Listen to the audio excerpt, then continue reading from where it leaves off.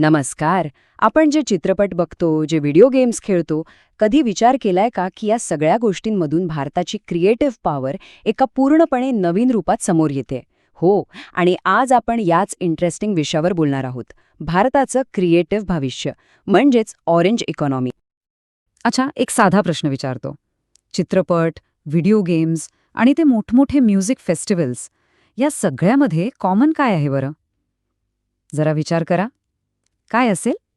उत्तर आहे, ह्या सगळ्या गोष्टी भारताच्या वेगाने वाढणाऱ्या ऑरेंज इकॉनॉमीचा भाग आहेत. आणि हो, ही फक्त एक नवीन फॅन्सी टर्म नाहीये, तर ही आपल्या इकॉनॉमीला एक नवी क्रिएटिव्ह दिशा दाखवणारी गोष्ट आहे. तर मग ही ऑरेंज इकॉनॉमी म्हणजे नेमकं काय? या नावात असं काय खास आहे? आणि सगळ्यात महत्त्वाचं, आपल्यासाठी तितकी महत्त्वाची काय आहे? चला जरा खोलात शिरून बघूया. सोप्या भाषेत सांगायचं झालं तर ऑरेंज इकॉनॉमी म्हणजे अशा सगळ्या गोष्टी जिथे आयडियाजमधून म्हणजे कल्पनांमधून सांस्कृतिक वस्तू किंवा सेवा बनवल्या जातात आणि त्यांची किंमत ठरते इंटेलेक्च्युअल प्रॉपर्टीवर. आता इंटेलेक्च्युअल प्रॉपर्टी म्हणजे काय? तर समजा एखाद्या लेखकाने एक कथा लिहिली किंवा संगीतकाराने एखादी धून बनवली, तर ती कथा किंवा ती धून त्यांची बौद्धिक संपदा झाली. बस, याच क्रिएटिव्ह आयडियाजवर ही संपूर्ण अर्थव्यवस्था उभी आहे. या ऑरेंज युनिव्हर्सचे ना 3 मुख्य भाग आहेत. पहिला म्हणजे कल्चरल इकॉनॉमी.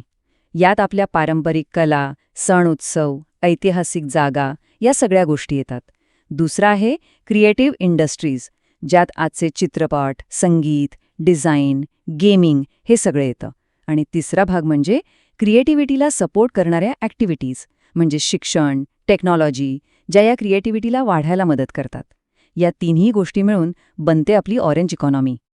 ही एक इंटरेस्टिंग गोष्ट आहे की इकॉनॉमीच्या वेगवेगळ्या सेक्टर्सना रंगांची नावं दिली आहेत. तुम्ही ऐकलं असेल, ग्रीन इकॉनॉमी जी पर्यावरणाशी संबंधित आहे, व्हाईट इकॉनॉमी म्हणजे आपला हेल्थ सेक्टर, ब्लू इकॉनॉमी जी समुद्राशी संबंधित आहे, आणि याच यादीत ऑरेंज इकॉनॉमी म्हणजे क्रिएटिव्हिटी आणि कल्चरचं प्रतीक. बरं, थिअरी तर समजली, पण ह्या क्रिएटिव्हिटी मागचे आकडे काय सांगतात? नंबर्स काय आहेत? कारण शेवटी आकडेच आपल्याला या सेक्टरची खरी ताकद दाखवतात. विश्वास बसणार नाही, पण सध्या भारतातल्या क्रिएटिव्ह इंडस्ट्रीची साईज आहे तब्बल $30 बिलियन. ही रक्कम इतकी मोठी आहे की जगातल्या कित्येक लहान देशांची टोटल इकॉनॉमी सुद्धा यापेक्षा कमी असेल. आता विचार करा, हे क्षेत्र किती मोठं आहे. आणि फक्त पैसाच नाही, तर रोजगाराच्या बाबतीतही हे क्षेत्र खूप महत्त्वाचं आहे. आपल्या देशातल्या एकूण काम करणाऱ्या लोकांपैकी तब्बल 8% लोक या क्रिएटिव्ह सेक्टरमध्ये काम करतात. म्हणजे विचार करा, देशातल्या करोडो लोकांची घरं या क्रिएटिव्ह कामांवर चालतात. आता जर आपण 2024च्या कमाईचे आकडे बघितले तर गेमिंग इंडस्ट्री सगळ्यात पुढे, तब्बल $232 बिलियन. त्यामागे ॲनिमेशन आणि VFX आहे $103 बिलियन, आणि लाईव्ह एंटरटेनमेंटने सुद्धा $100 बिलियनचा टप्पा पार केलाय. विशेषतः गेमिंगची ही जी जबरदस्त वाढ आहे ना, ती दाखवते की आजची तरुण पिढी अर्थव्यवस्थेला कसं नवं वळण देत आहे. आता या सेक्टरचं वाढतं महत्त्व सरकारलाही कळलंय. म्हणूनच नुकत्याच झालेल्या बजेटमध्ये काही मोठ्या घोषणा झाल्या आहेत. चला बघूया सरकारने काय प्लॅन बनवलाय. सरकारने एक 3 स्टेप प्लॅन आणलाय. स्टेप 1, देशभरातल्या तब्बल 15,000 शाळा आणि 500 कॉलेजेसमध्ये AVGC लॅब सुरू होणार. AVGC म्हणजे ॲनिमेशन, व्हिज्युअल इफेक्ट्स, गेमिंग आणि कॉमिक्स, म्हणजे मुलांना शाळेपासूनच याची ओळख होईल. स्टेप 2, देशाच्या पूर्व भागात एक नवीन नॅशनल इन्स्टिट्यूट ऑफ डिझाईन सुरू केली जाईल. आणि स्टेप 3, 15 ऐतिहासिक जागांना एक्सपिरियन्शियल कल्चरल डेस्टिनेशन म्हणून डेव्हलप केलं जाईल.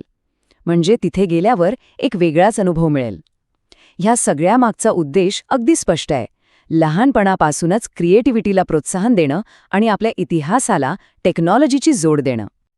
आणि सरकारच्या या प्लॅनचं इंडस्ट्रीमध्ये खूप स्वागत होतंय.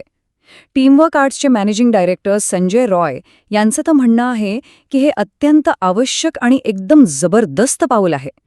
तर मग प्रश्न हा आहे की भारताचं हे क्रिएटिव्ह टॅलेंट देशासाठी पुढचं मोठं एक्सपोर्ट बनू शकतं का, सॉफ्टवेअरसारखं?